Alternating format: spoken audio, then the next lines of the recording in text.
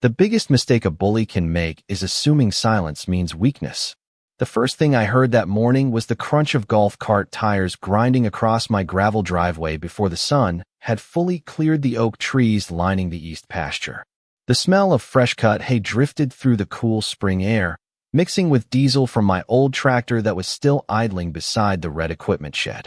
My border collie, Scout, stopped chasing birds and stood perfectly still, ears forward, watching four strangers cross the cattle guard without so much as touching the gate latch. They didn't knock. They didn't wave. They didn't ask permission. The woman leading them walked with the confidence of someone who believed every piece of land she could see belonged to her. She wore an immaculate white polo embroidered with the Neighborhood Association logo, pressed khaki pants, spotless boots that had clearly never stepped into real mud, and oversized sunglasses that reflected my farmhouse back at me like she was already appraising it. Routine HOA inspection, she announced before I had said a single word. Not good morning. Not hello. Just an order disguised as a sentence. I shut off the tractor, and the sudden silence made every sound sharper. Wind rustled through the cornfields. A horse snorted from the stable. Somewhere beyond the creek, a hawk cried across the valley. Victoria Collins didn't seem to notice any of it. She was already pointing toward my barn, while one of the board members scribbled notes onto a clipboard. Another lifted a phone and started taking pictures of my fences, equipment, and livestock as though documenting evidence. I leaned against the tractor tire and watched them work. People often mistake patience for surrender. That's usually when they make their worst decisions. We're verifying compliance with community appearance standards, Victoria continued, stepping farther onto my property without waiting for a response. We've received concerns regarding agricultural structures, equipment storage, and visual consistency. I almost smiled. My family had owned this farm for nearly 70 years. My grandfather planted the first maple trees beside that driveway long before anyone dreamed of building luxury homes over the ridge. Every fence post had a story. Every acre carried memories of early mornings, summer storms, and generations who believed honest work mattered more than appearances. Yet here stood someone acting as though a clipboard outranked history. Scout let out a low growl. I scratched behind his ears, and he settled immediately. Stay calm, buddy. There would be plenty of time for questions later. Victoria marched toward my horse barn, already criticizing the weathered wood, the grain bins, and the equipment parked beside the workshop. One board member measured the distance between my fence and the access road. Another photographed my utility trailer from 3 different angles. They moved with remarkable confidence for people who had never bothered to confirm where their authority actually ended. What they couldn't see was the tiny security camera mounted beneath the porch beam, quietly recording every step, every photograph, every sentence, every unnecessary intrusion. They believed they were conducting an inspection. They had no idea they were carefully documenting something entirely different. And none of them, not even Victoria Collins, had the slightest clue that the quiet farmer standing beside an aging green tractor wasn't simply watching. I was collecting evidence, and before this day was over, the woman who thought she had come to inspect my farm would discover she had just walked straight into the worst possible place to test the limits of federal law. The funny thing about a working farm is that it teaches you to notice the little things before they become big problems. A loose hinge, a broken fence wire, a storm building beyond the hills long before the clouds reach your land. My grandfather used to tell me that the earth always whispered before it shouted, and after 38 years on this property, I learned he was right more often than not. Every morning started the same way. Coffee brewed before sunrise. Feed the horses. Check the cattle. Walk the creek that cut through the western pasture. Repair whatever yesterday had managed to wear down. It was an honest rhythm that never cared about expensive watches or neighborhood politics. Most people who drove past my place assumed I had spent my entire life farming, and in many ways they were correct. I could rebuild a fence, deliver a calf, repair a diesel engine, and predict rain by the smell of the wind rolling across the fields. That was the version of me the world usually saw. An old pickup truck covered in dust, worn work boots, calloused hands, a man more interested in healthy soil than social status. I preferred it that way because appearances have a strange way of lowering people's guard. The farmhouse itself was nothing fancy. White paint faded by decades of summer heat. A wide front porch where my father used to drink sweet tea every evening. A red barn that had survived tornado warnings, ice storms, and more county fairs than anyone could remember. Every board had been repaired instead of replaced because my family believed taking care of something mattered more than buying something new. Even the tractor beside the equipment shed had belonged to my grandfather before it became mine. Visitors sometimes laughed at how old it looked, but that machine had never failed to start when I needed it. Across the ridge sat the newer subdivision with its identical houses, decorative stone entrances, and perfectly trimmed lawns that looked untouched by real life. The homeowners there often complained about the smell of livestock whenever the wind shifted east. They wanted the view of the countryside without accepting that actual farms came with animals, machinery, and hard work. That disconnect had been growing for years, especially after Victoria Collins became president of the Homeowners Association. I had heard stories from neighboring ranchers and longtime residents. She measured fences with a tape measure, questioned tractors parked beside barns, and treated county recommendations as though they were personal commands. More than one family quietly paid unnecessary fines simply because they did not want another argument.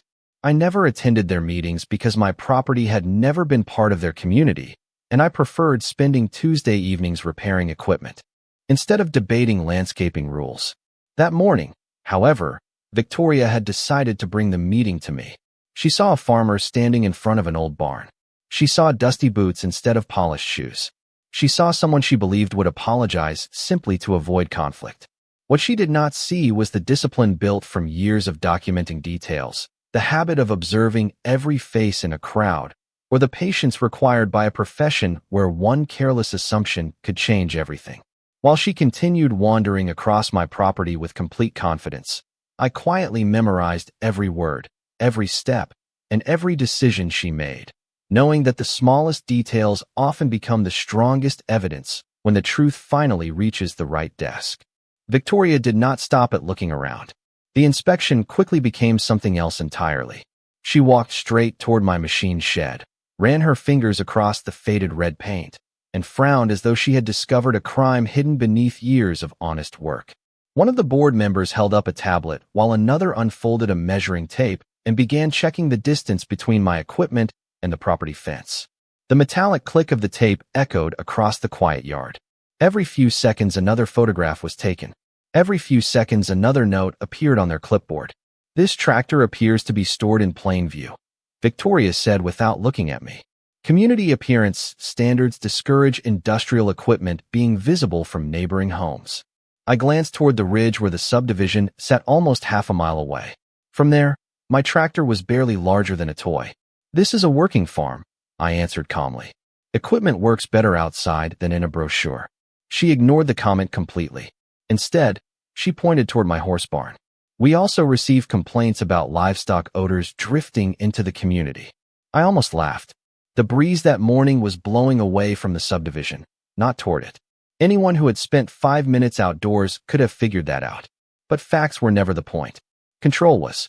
Victoria walked farther across the pasture until she reached an old split-rail fence my father and I rebuilt years earlier after an ice storm.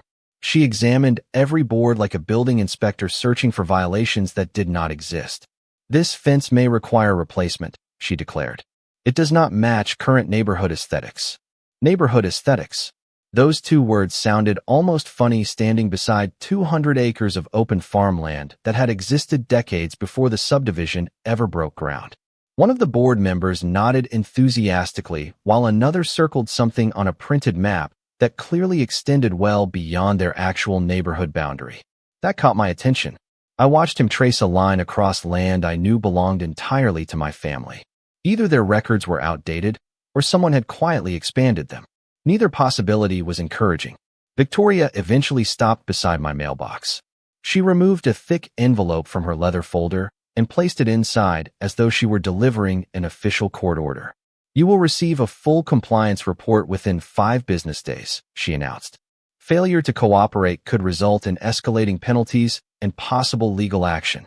Her voice carried the practiced confidence of someone who had repeated those words dozens of times before. I simply nodded. The less I interrupted, the more comfortable she became. Comfortable people explain themselves. Comfortable people make assumptions. Comfortable people leave trails. Scout remained close to my boots while the security cameras continued recording from the porch, the barn, and the utility pole near the entrance gate. Tiny indicator lights blinked quietly where no one thought to look. Victoria believed she was building a case against a stubborn farmer who did not understand regulations. She never noticed that every unnecessary step onto my property, every photograph taken beyond the entrance, every statement about authority, and every document placed in my mailbox was becoming part of a much larger record.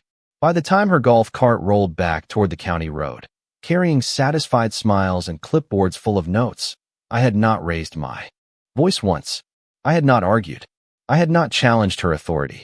Sometimes the strongest move is allowing someone to believe they are winning while they unknowingly write the first chapter of their own problem. The compliance report arrived exactly 4 business days later, tucked inside a certified envelope that looked far more official than it actually was. I opened it at the same kitchen table where my grandfather used to balance feed receipts and weather reports, the faint smell of fresh coffee mixing with the scent of pine drifting through the open window. The document listed 12 separate violations. Agricultural equipment visible from neighboring properties, non-conforming fencing, excessive outdoor storage, unapproved livestock structures, improper driveway appearance. It even questioned the color of my barn, a building that had stood on this land longer than most of the people serving on that homeowners association board had been alive. At the bottom sat a demand for corrective action within 10 business days, followed by escalating daily fines if I refused to comply. I read every page twice before setting it neatly beside my coffee mug. Then I folded it, placed it inside a file folder, and wrote the date across the front with a black marker. Documentation always starts with organization. 2 mornings later, I heard engines again. This time it was not a golf cart. A white pickup truck carrying a private surveying company slowly rolled through my entrance without stopping at the gate. 2 men climbed out wearing reflective safety vests and carrying bright orange marking flags. They introduced themselves politely and explained that they had been hired to verify property boundaries for future compliance improvements. Neither one acted disrespectfully. They were simply following instructions from a client who apparently believed she had authority well beyond the subdivision entrance. I asked who hired them. One of them glanced at his paperwork and answered without hesitation. Victoria Collins. I thanked them, wished them a safe day, and watched as they walked toward the western pasture. They began placing orange flags several yards inside my property line, creating a path that made no sense according to the county survey completed years earlier. From the porch, my security cameras quietly captured every measurement and every marker pushed into the ground. That afternoon, another envelope appeared in my mailbox. This one announced an upcoming community beautification project and referenced possible improvements affecting adjacent properties. The wording was carefully chosen, vague enough to sound harmless yet broad enough to justify almost anything. Attached was a color rendering showing decorative fencing, landscaping, and a widened access lane extending directly across the edge of my farm. Whoever designed that illustration either ignored county records or hoped no one would compare them. As the week continued, unfamiliar vehicles slowed near my entrance almost every afternoon. Some drivers took photographs through rolled-down windows. Others pointed toward my barns before continuing into the subdivision. The pattern was becoming predictable. First came paperwork, then survey flags, then carefully staged observations designed to support a conclusion that had already been decided. I never removed a single flag. I never called to argue. Instead, I photographed each one before sunrise and again before sunset, recording their exact locations with timestamps. Every letter went into the same folder. Every camera file was backed up before bedtime. Every conversation was logged while it remained fresh in my memory. Victoria seemed convinced that pressure would eventually force me to surrender, apologize, or negotiate. She believed she was building leverage one document at a time. The reality was much simpler. Every new letter, every misplaced survey marker, and every unnecessary visit expanded a record that was becoming far more complete than she could possibly imagine. And with each passing day, she stepped a little farther beyond the limits of authority she only believed she possessed. Most people think patience means doing nothing. They are wrong. Patience is work that nobody else notices. Every morning before daylight, I walked the property with a small notebook tucked into my jacket pocket, recording anything. That had changed since the evening before. The orange survey flags remained exactly where the crew had placed them, several feet inside my family's boundary line. Fresh tire tracks appeared near the entrance on Tuesday. A new set of footprints crossed the damp grass beside the north fence on Wednesday after a light rain. By Thursday morning, another compliance notice had arrived, claiming I had ignored repeated requests for corrective action even though no one had ever contacted me beyond the letters they kept mailing. The language became more aggressive with each page. The evidence became more useful with each mistake. Scout followed beside me during every inspection, occasionally stopping to sniff where unfamiliar boots had crossed the pasture. I would kneel beside the tracks, photograph them with a timestamp, then continue my routine as though nothing unusual had happened. The cameras quietly captured everything from different angles. One overlooked the driveway. Another watched the equipment shed. A third covered the western fence line where the survey markers had mysteriously appeared. Technology does not get emotional. It simply remembers. Late Friday afternoon, a dark sport utility vehicle rolled slowly past the farmhouse, stopped near the entrance, then backed onto the shoulder. Victoria climbed out carrying another clipboard. She never came to the front porch. Instead, she walked directly toward the fence where the orange markers stood, speaking into her phone while pointing across my pasture. Even from a distance, I could hear fragments of the conversation drifting across the breeze. She mentioned expanding access, improving visibility, and documenting continued noncompliance.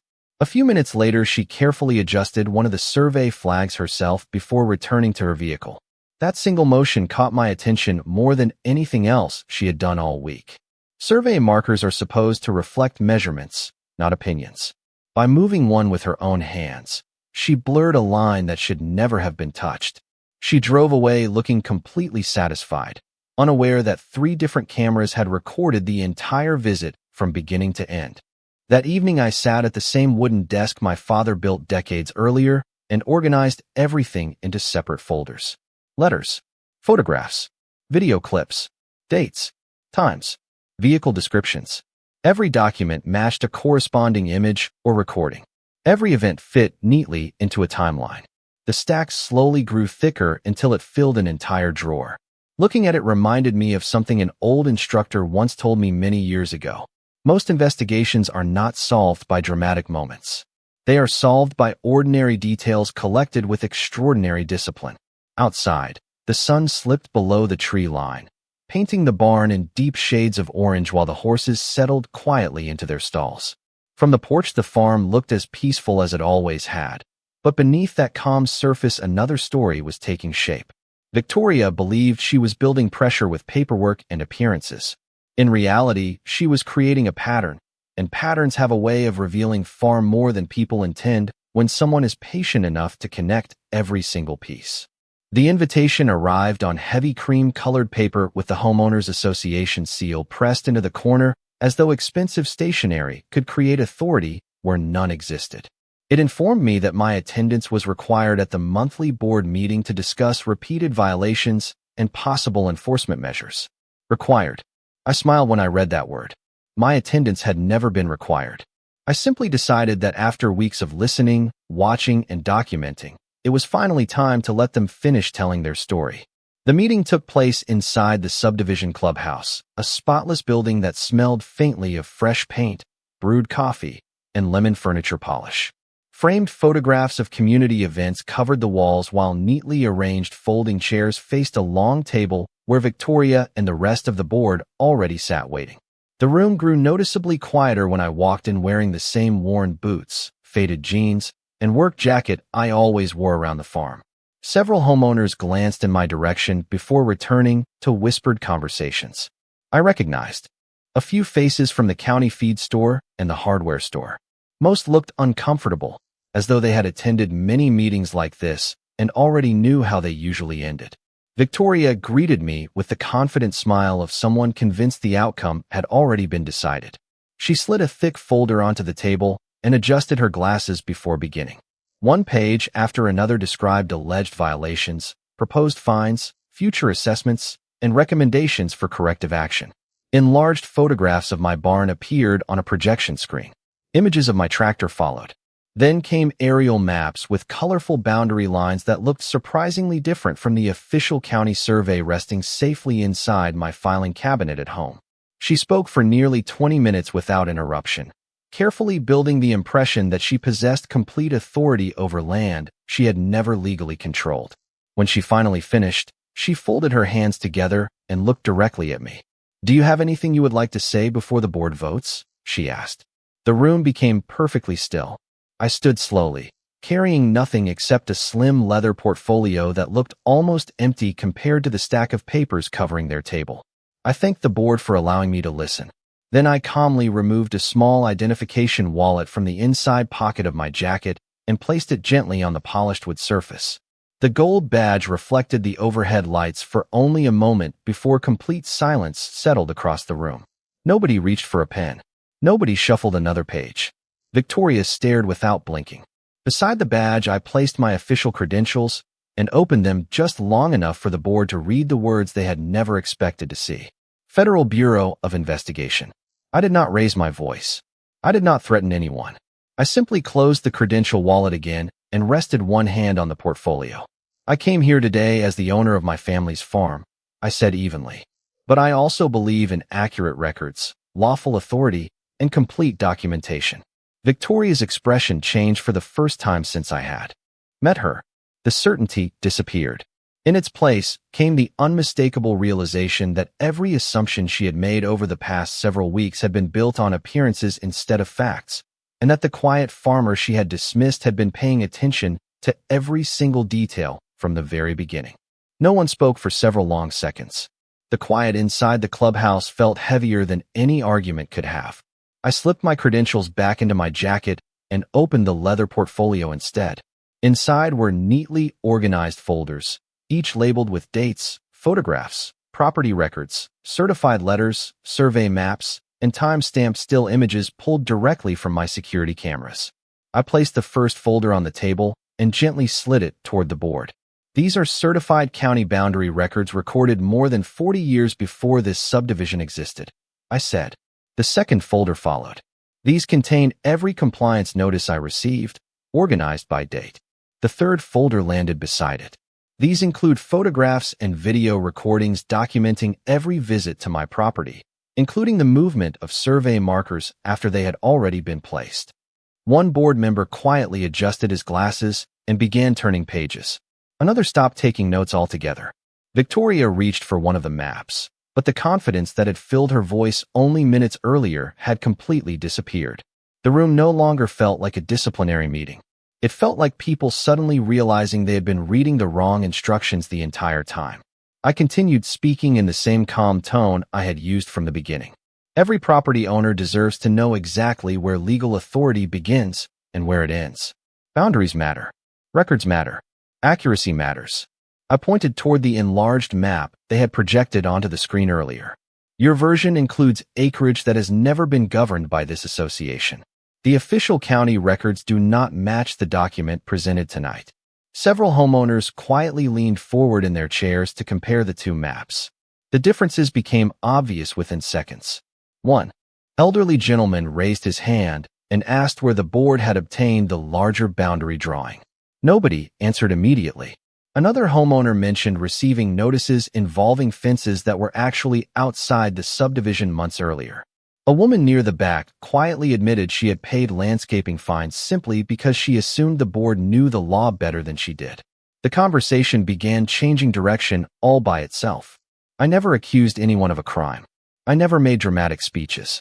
I simply laid one verified fact beside another and allowed the documents to speak more clearly than emotion ever could. By the end of the evening, the long table that had started with neatly stacked violation notices was covered with conflicting maps, unanswered questions, and visible uncertainty. Victoria attempted to move to the next agenda item, but nobody seemed interested anymore. Every discussion returned to the same issue. Where had the expanded property lines come from? And why had they been treated as official? As neighbors quietly compared paperwork, I gathered my own folders back into the portfolio. Every document had already been copied and preserved long before I walked into the room. I had never come there expecting an argument. I came because the truth becomes much harder to ignore when ordinary people are finally given the chance to see the complete picture, and judging by the expressions around that table, the picture was becoming much clearer than anyone on that board had expected. The following Monday, the atmosphere around the subdivision had completely changed. The same entrance where neighbors once waved without asking questions had become a place where people stopped to compare copies of meeting minutes, property surveys, and compliance notices. Word traveled quickly in a small county, especially when official county records did not match what residents had been told for years. My mailbox, which had been receiving warnings every few days, remained empty for the first time in weeks. Instead, I received 2 polite phone calls from homeowners asking whether I could recommend the county office where they could request copies of their own recorded property documents. I gave each of them the same answer. Start with the public records.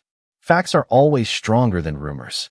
By Wednesday afternoon, the county planning office confirmed what my paperwork had already shown.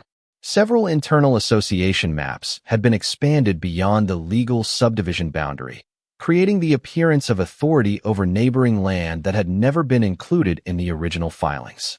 That discovery forced a temporary suspension of every pending enforcement action connected to those disputed maps until the records could be reviewed.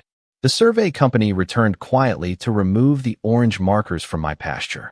The same crew members who had placed them weeks earlier apologized for the inconvenience and explained they had simply followed the documents provided by their client. I thanked them for correcting the mistake. They were professionals doing their jobs, and the situation reminded me once again that paperwork influences far more people than most realize. At the next association meeting, attendance nearly doubled. Homeowners who had never spoken during previous meetings suddenly arrived carrying folders of their own. Questions filled the room before the agenda even began. Where did the revised maps originate? Why had certain notices referenced land outside the subdivision? Who approved the compliance letters? The discussion lasted for hours, but this time the board could not rely on assumptions because nearly every statement was compared against publicly available records. Victoria spent much of the evening searching through binders that no longer seemed to support the conclusions she had defended so confidently only days before. The certainty that once filled the room had been replaced by careful silence. Shortly afterward, the association announced that all pending notices involving my property had been formally withdrawn. Every proposed fine was canceled. Every claimed violation disappeared from the records. A written acknowledgement confirmed that my farm was outside the governing authority of the Homeowners Association and that future communications regarding my land would cease. Reading that letter felt strangely ordinary after everything that had happened. No dramatic celebration, no raised voices, just a simple correction finally catching up with the truth. Standing on my porch that evening, I watched the sunset spread across the same fields my grandfather had worked decades earlier. The horses grazed peacefully beyond the fence while Scout stretched out beside the front steps, as though nothing unusual had ever interrupted our routine. In the end, the farm had not changed at all. The buildings were the same. The fences were the same. The land had quietly remained exactly what it had always been. The only thing that changed was that the facts were finally allowed to speak louder than assumptions, and once that happened, even the loudest claims of authority became impossible to maintain. A month later, the farm sounded exactly the way it always should have. The steady hum of the windmill drifted across the pasture. The rhythmic clank of the old tractor echoed from the equipment shed. Horses grazed beneath the same oak trees my grandfather planted with his own hands decades ago, and Scout wandered lazily through the tall grass, as though the entire ordeal had been nothing more than an afternoon thunderstorm that had already passed. I stood on the porch one quiet morning with a cup of black coffee warming my hands and looked across land that had never needed defending as much as it had needed someone willing to remain patient. That was the lesson my family left me. You do not protect a legacy by shouting louder than everyone else. You protect it by knowing exactly what belongs to you and by respecting the law enough to let the truth do its job. Over the following weeks, I noticed something else changing. Neighbors who had never spoken before began stopping by the farm. Some brought homemade pies. Others asked about fence repairs, cattle feed, or the history of the property. A retired teacher admitted she had been afraid to question the Homeowners Association for years because she assumed they always knew the rules better than everyone else. A young couple told me they had finally requested copies of their own property records and discovered several mistakes that were corrected before becoming larger problems. None of those conversations were about revenge. They were about confidence. Once people understand their rights, intimidation loses much of its power. Even the subdivision itself seemed quieter. Meetings became less confrontational and more focused on actual neighborhood concerns instead of unnecessary enforcement. Homeowners started asking for documentation before approving new policies. Public records became more important than rumors. Questions replaced assumptions. That simple change mattered more than any apology ever could. As for Victoria, I rarely saw her after that. The few times our paths crossed at the county hardware store or the local feed supplier, she nodded politely and continued on her way. There were no dramatic confrontations and no clever final remarks.